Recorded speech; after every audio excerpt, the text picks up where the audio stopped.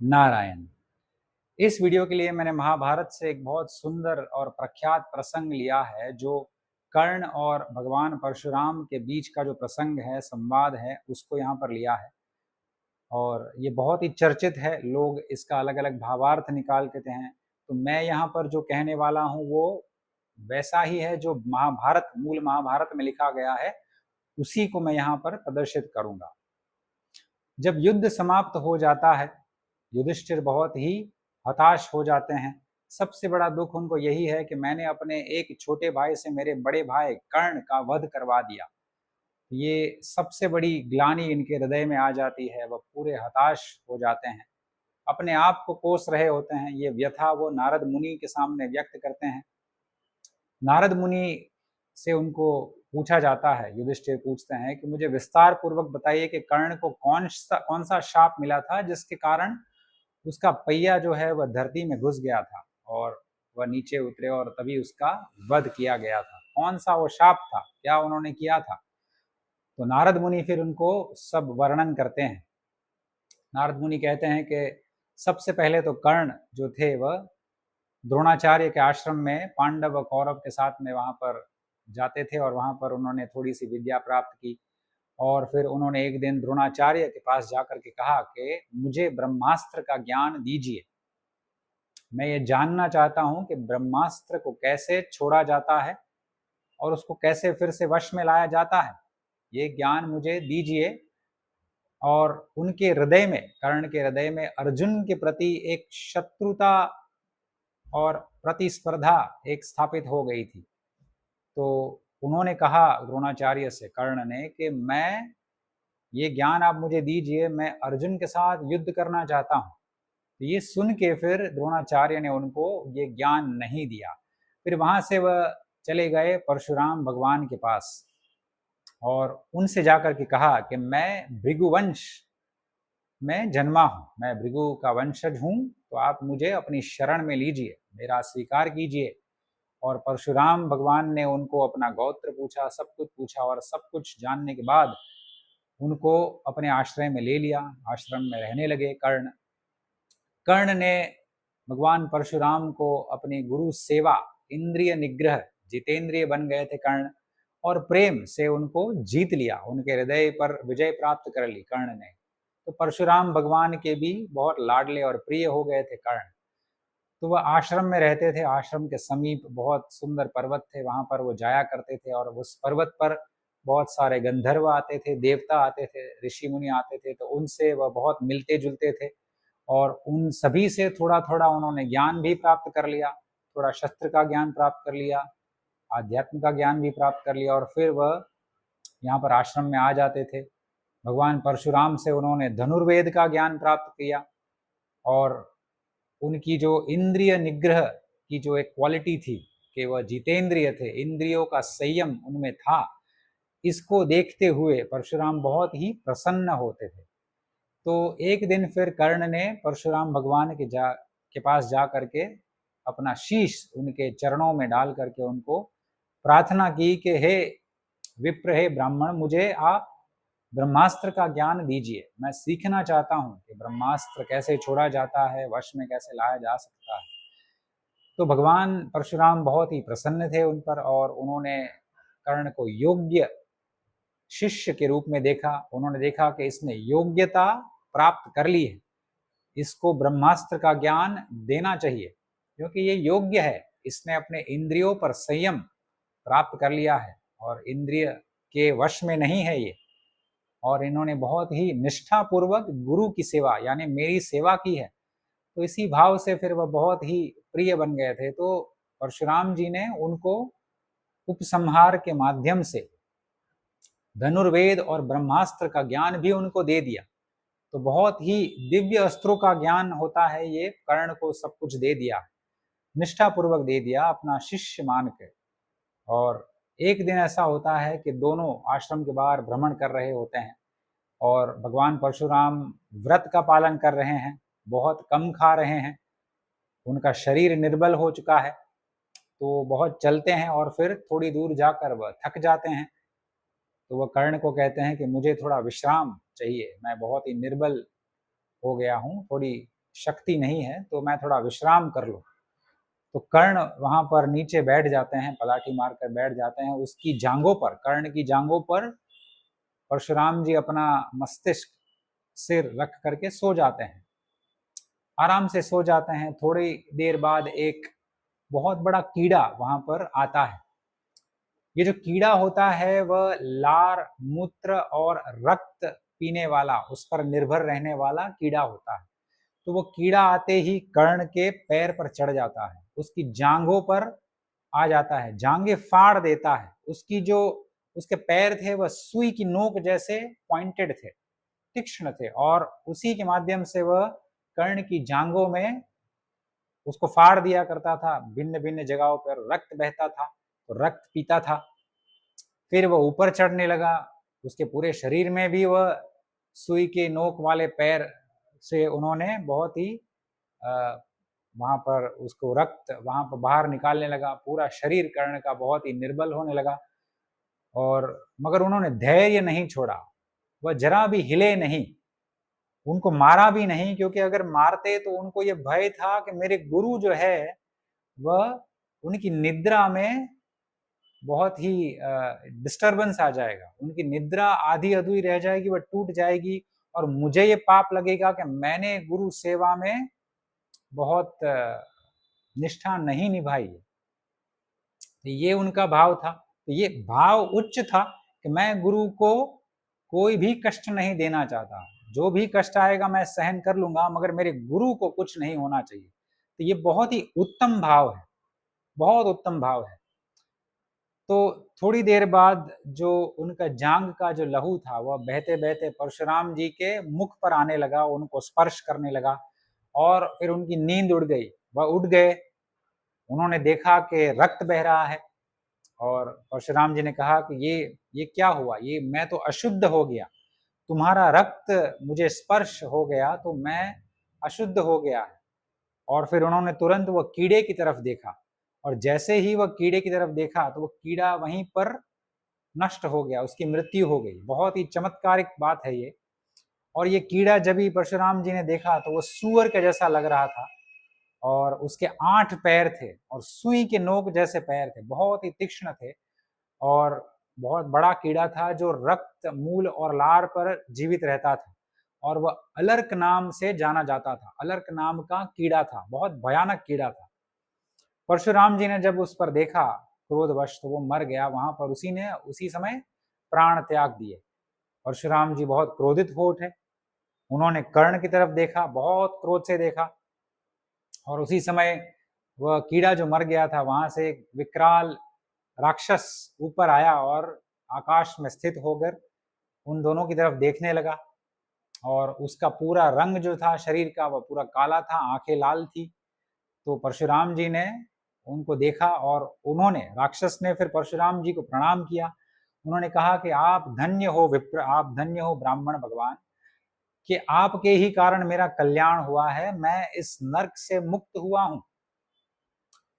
परशुराम जी उनको पूछते हैं कि तुम कौन हो, किसके कारण तुम्हारी ये दशा हुई थी और तुम नर्क में पड़े थे, मुझे बताओ। तो अलर्क ने, जो कीड़ा था, राक्षस था, उन्होंने कहा कि प्राचीन सतयुग में मैं दंश नाम का एक महान असुर था। मेरी जो ख्याति थी वह भृगु ऋषि के समान ही थी। मेरा बहुत बड़ा वर्चस्व था, मेरी कीर्ति बहुत बड़ी थी, और मैंने लोभवश, कामवश मैंने भृगु ऋषि की पत्नी का अपहरण कर लिया था। और भृगु ऋषि ने फिर मुझे शाप दे दिया कि तुम मूत्र और रक्त पीने वाले कीड़े बन जाओगे और नर्क को प्राप्त करोगे। तो तभी से मैं ये कीड़े के स्वरूप में यहाँ पर भ्रमण कर रहा हूँ। बहुत ही पीड़ा सही है मैंने इतने वर्षों तक, लाखों वर्षों तक।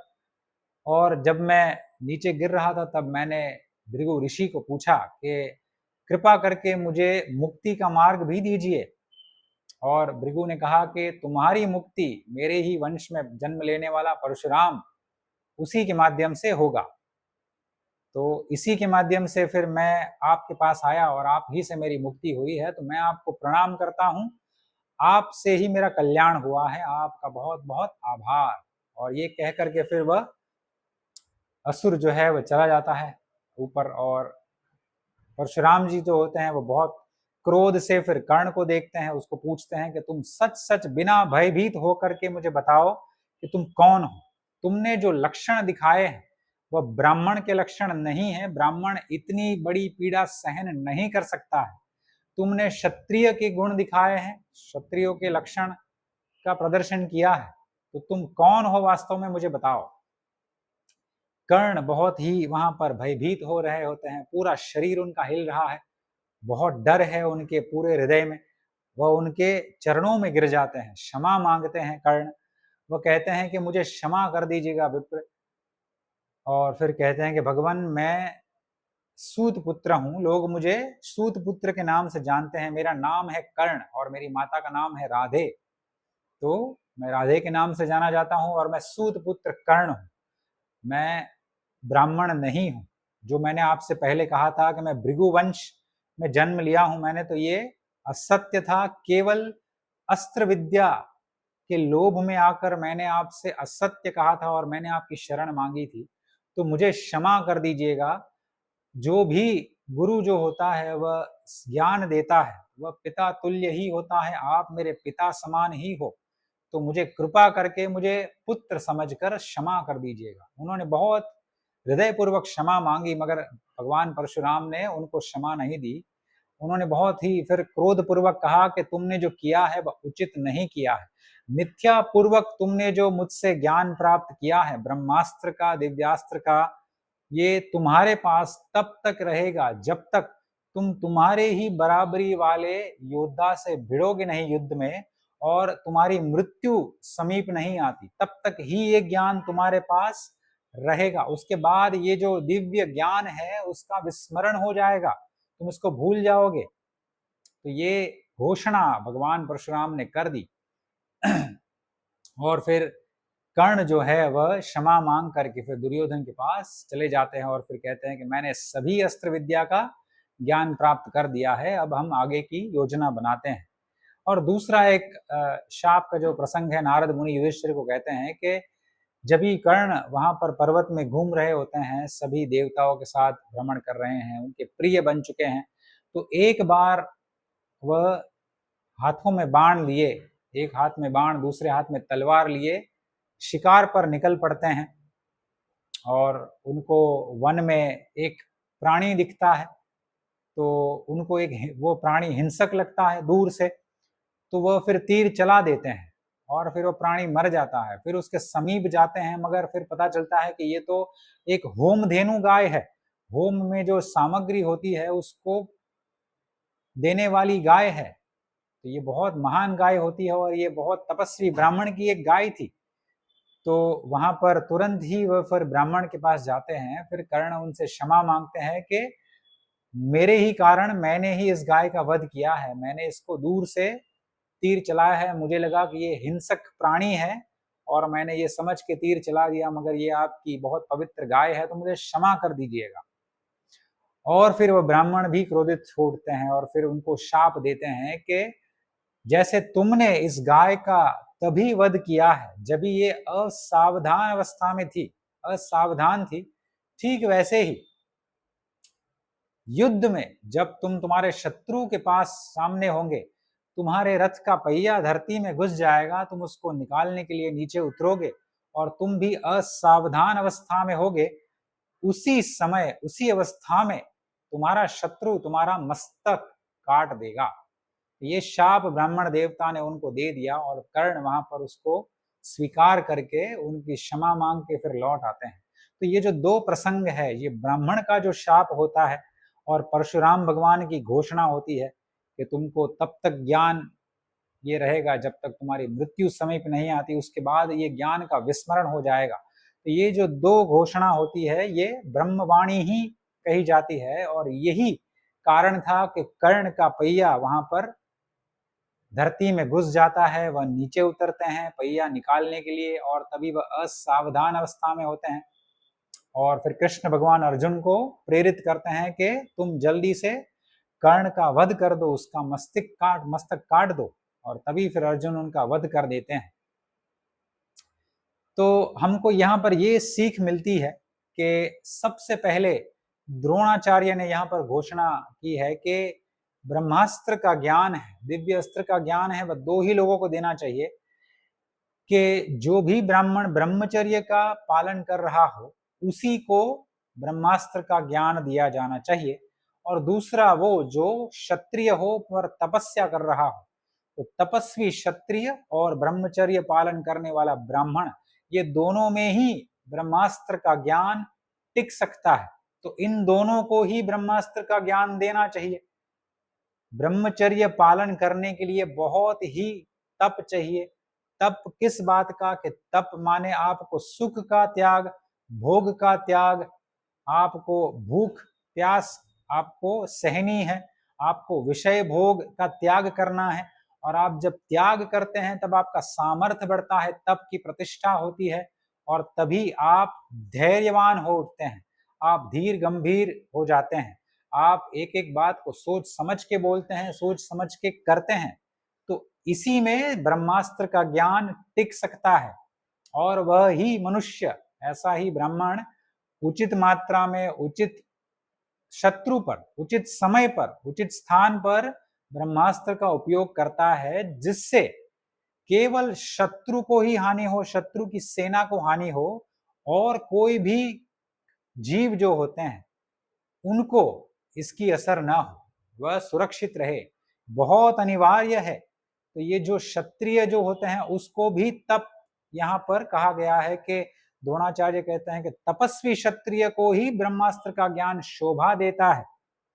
तो क्षत्रिय जो होते हैं वह भी सुखों का त्याग करते हैं, तभी उनमें तप की प्रतिष्ठा बनी रहती है। वह त्याग करता है तो ही वह राज कर सकता है, और तभी ही उनको ऐसा दिव्य ज्ञान मिलता है। तो द्रोणाचार्य की ये घोषणा है। ये हमसे यहाँ पर ये सीख मिलती है कि जो योग्यता है वह बड़े बड़े ज्ञान, दिव्य अस्त्रों की योग्यता कहाँ से मिलती है? तप से ही मिलती है। तप के अतिरिक्त और कोई योग्यता नहीं है। तप माने उसमें एक आ गया जितेंद्रिय बनना, इंद्रिय निग्रह, इंद्रियों को पूरा कंट्रोल करना, वश में कर लेना। इंद्रिय हमारा सुने, हम इंद्रियों का न सुने, और इंद्रियों पर पूरा अंकुश वश में होनी चाहिए। तो वैसा ही मनुष्य ब्रह्मास्त्र के ज्ञान प्राप्त करने का अधिकारी बनता है, क्योंकि वो ही न्याय कर सकता है, वो किसी के साथ अन्याय नहीं कर सकता है। तो ये पात्रता की बात हमको सीखने पे यहाँ पे मिलती है द्रोणाचार्य के माध्यम से। फिर दूसरा हमको ये देखने को मिलता है कि कर्ण ने जो परशुराम भगवान से संबंध स्थापित किया गुरु शिष्य का, उनका जो आधार था वह असत्य था। उन्होंने कहा कि मैं भृगु वंशज हूं, और परशुराम भगवान जो थे वह ब्राह्मण को ही ब्रह्मास्त्र और दिव्य अस्त्र का ज्ञान देते थे। तो उन्होंने असत्य कहा कि मैं भृगुवंशी हूं, यानी कि वह ब्राह्मण है, और फिर उनके शरण में चले गए, मिथ्यापूर्वक ज्ञान प्राप्त कर लिया। और जब भी उनकी बारी आई वह ज्ञान का उपयोग करने की, तभी उनको ये घोषणा और शाप मिल गया भगवान से, परशुराम भगवान से, कि आपके मृत्यु के ठीक समय पहले, जब आपको इस ज्ञान की सबसे अधिक आवश्यकता होगी, तभी ही ये ज्ञान आपके मस्तक में से चला जाएगा, इसका विस्मरण हो जाएगा, आप भूल जाओगे। तो ये बहुत बड़ा सीख हमें ये मिलती है कि अधर्म से जो प्राप्त किया हुआ कुछ भी हो, ज्ञान हो, धन हो, पदवी हो, कुछ भी हमने प्राप्त किया है अधर्म के माध्यम से, वो हमसे दूर ही चला जाएगा और हमारा विनाश करके चला जाएगा। ये सीख हमको इस प्रसंग से मिलती है। तो कर्ण ने जो प्राप्त किया था, भले ही उसने योग्यता दिखाई थी, भले ही वह जितेंद्रिय था, भले ही उसने गुरु सेवा की थी, भले ही उसमें गुरु के प्रति इतनी निष्ठा थी, प्रेम भाव था, और परशुराम भगवान ने भी उनमें योग्यता देखी, उसके बाद उन्होंने ब्रह्मास्त्र का ज्ञान दिया। तो योग्यता होने के बाद भी अगर अधर्म से प्राप्त किया हुआ जो भी उनका ज्ञान था, वो भी उनकी रक्षा नहीं कर पाया। तो योग्यता से ऊपर भी यहाँ पर धर्म अधर्म आ जाता है। अगर आप योग्य भी है, जैसे रावण भी योग्य था, उन्होंने भी बहुत बड़ा ज्ञान प्राप्त किया था, तप किया था, दिव्य अस्त्र उनके पास भी थे, फिर भी उनकी रक्षा नहीं की। तो अधर्म से जो भी प्राप्त होता है वो हमारा विनाश करके चला ही जाता है हमसे दूर। और दूसरी ओर अर्जुन ने धर्म के माध्यम से जो भी कुछ प्राप्त किया उसके माध्यम से वह विजय हो गया, युधिष्ठिर भी विजय हो गए। तो धर्म के माध्यम से जो अस्त्र विद्या उनको मिली वह उनको काम आई, और अधर्म के माध्यम से कर्ण को भी अस्त्र विद्या जो मिली वह उनका विनाश करके चली गई। ये सीख मिलती है। और तीसरा एक अंतिम सीख जो मिलती है, परशुराम भगवान ने यहाँ पर लक्षण देखे कर्ण के, लक्षण देख करके उन्होंने अपना उनका वर्ण कह दिया। उन्होंने कहा कि ब्राह्मण जो है वह इतनी बड़ी पीड़ा सहन नहीं कर सकता है, तुमने क्षत्रियों के लक्षण दिखाए हैं तो तुम सच सच कहो तुम कौन हो। यहाँ पर हमको भगवत गीता का एक श्लोक जो है बहुत प्रख्यात है, उसके भी लोग चर्चा करते हैं। श्री कृष्ण भगवान कहते हैं कि सृष्टि की रचना और चारों वर्णों की रचना मैंने ही गुणों के आधार पर की है। उसका सही अर्थ यही है, शांकर भाष्य में भी यही है कि जन्मों जन्म के संस्कार बनने के बाद जो प्रधान गुण बनता है वह गुण के अधीन फिर हमको वर्ण, उचित वर्ण में जन्म मिलता है। तो वो जो वर्ण में जन्म मिलता है उसके बाद हमारा प्रधान गुण एक बन जाता है। ब्राह्मण का प्रधान गुण है, ब्राह्मण में सबसे अधिक प्रतिष्ठा होती है, तप की प्रतिष्ठा होती है और ज्ञान की प्रतिष्ठा होती है। उनको ज्ञान सबसे अधिक प्रिय होता है, तप प्रिय होता है, उनका उन पर अधिक झुकाव होता है। क्षत्रियों का झुकाव अधिक रजस तत्व वाले होते हैं, उनका जो गुण होता है वो रजस अधिक होता है उसमें।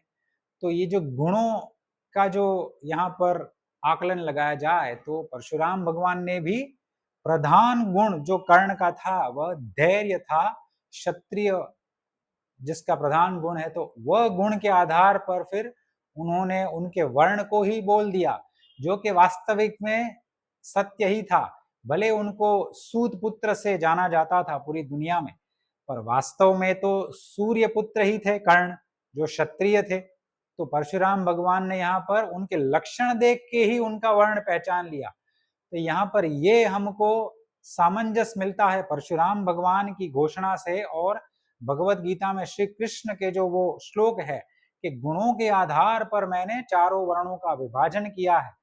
तो ये गुण जो है वह कर्म के अधीन नहीं है, कर्म जो है वह गुण के अधीन है। ये उल्टा है, गुण प्रधान है, उसके बाद एक प्रधान स्वभाव बनता है और फिर उसके बाद हमारे ऐसे अनुकूल गुण, अनुकूल और प्रधान स्वभाव अनुकूल हमारे कर्म बनते हैं। तो इसी के माध्यम से वर्ण व्यवस्था जो गुण के अधीन है उसको यहाँ पर एक थप्पा मिल जाता है भगवान परशुराम की ओर से भी। और दोनों ही भगवान के अवतार है। परशुराम जो है वह नारायण के क्रोधावतार है और कृष्ण भगवान है वह लीला पुरुषोत्तम है। जैसे राम जो भगवान राम जो है वह मर्यादा पुरुषोत्तम है, श्री कृष्ण जो है वह लीला पुरुषोत्तम है। दोनों ही नारायण के अवतार है। भगवान परशुराम जो है वह क्रोधावतार है नारायण के। तो यहाँ पर ये तीनों की वाणी, भगवान परशुराम की, भगवान श्री कृष्ण की, अगर दोनों की वाणी यहाँ पर ये मंत्र को लेकर के जाए, वर्णक व्यवस्था को लेकर के देखी जाए, तो दोनों की वाणी जो है वह ब्रह्म वाणी ही मानी जानी चाहिए। वो दो बोलते हैं वह भगवान ही बोलते हैं। तो ये हमें सीख मिलती है कि वर्ण व्यवस्था जो होती है वह जन्म के आधार होती है। जन्म माने जाति, जाति माने जन्म, ये दोनों दोनों समानार्थी शब्द है, दोनों में सामंजस्य है। ये बहुत बड़ा हमें यहाँ पर सीख मिलती है, इतनी बड़ी कि अधर्म से जो भी प्राप्त हम करते हैं वह हमसे पृथक हो जाता है, हमारा विनाश करके चला जाता है। तो हमें ये बहुत ही ध्यान रखना है कि जो भी हम प्राप्त करें जीवन में, छोटे से छोटा लाभ जो हो, फल जो हो, वो धर्म के माध्यम से ही हम प्राप्त करें, तभी हमारा कल्याण हो सकता है। जैसे पांडवों का हुआ, न कि हम कर्ण के जैसे योग्यता होने पर भी हम अस्त्र विद्या असत्य से प्राप्त करें तो उसका विनाश ही हो जाता है। तो हम यहाँ पर ये बड़ा सीख मिलता है कि धर्म का आलम्बन ले, धर्म के माध्यम से ही हम सब कुछ प्राप्त करें। मेरी एक बुक है रिसर्जेंट धर्म जो अभी रिलीज हुई है पिछले साल, और इसमें 26 चैप्टर है, इंग्लिश में है। और इस चैप्टर में मैंने यही दिखाया है, यही एक इंस्ट्रक्टिव मॉडल के रूप में मैंने लिखा है कि इस घोर कली काल में भी हमें धर्म का पालन कैसे करना है। मैंने पहले धर्म की व्याख्या की है, जो शास्त्रों के माध्यम से ही ली है कि शास्त्र में जो धर्म कहा है वो क्या है, शास्त्र में जो अधर्म कहा है वो क्या है। तो धर्म अधर्म को पहचानना कैसे है, उसकी व्याख्या है। उसके बाद हमको कैसा आचरण करना है वर्णों के आधार पर, कि हम हमारे गंतव्य तक पहुंचे, हमारी सारी इच्छाएं भी धर्म के माध्यम से पूरी हो, जिसके माध्यम से हम सभी का कल्याण हो, हमारे परिवार का कल्याण हो, हमारे कुटुंब और समाज का भी कल्याण हो। और 26 से अधिक स्टोरीज है, स्टोरीज के माध्यम से सरलता पूर्वक रीडर को समझ में आता है कि क्या कहा जा रहा है पुस्तक में, और कैसे एक स्टोरी के माध्यम से बहुत ही सूक्ष्म शिक्षा भी हमको मिल जाती है, सूक्ष्म संदेश भी हमको मिल जाता है सरलता से। इसके परचेज लिंक्स कमेंट्स में है। अगर आपको ऐसे ही सुंदर भावार्थ वाले वीडियोस पसंद है तो आप मेरी चैनल को सब्सक्राइब कर सकते हैं। गोवर्धन मठ नाम का एक सुंदर चैनल है यूट्यूब पर, उसको आप अवश्य सब्सक्राइब कीजिएगा। वहां पर आपको धर्म, आध्यात्म और राष्ट्र तीनों का ज्ञान मिलेगा, और वह तीनों के ज्ञान को आप सुनते हैं, अगर आपके जीवन में भी चरितार्थ करते हैं अपनी यथाशक्ति के आधार पर, तो आपका कल्याण भी धीरे धीरे आरंभ हो जाएगा। शिव शंकर प्रलयंकर।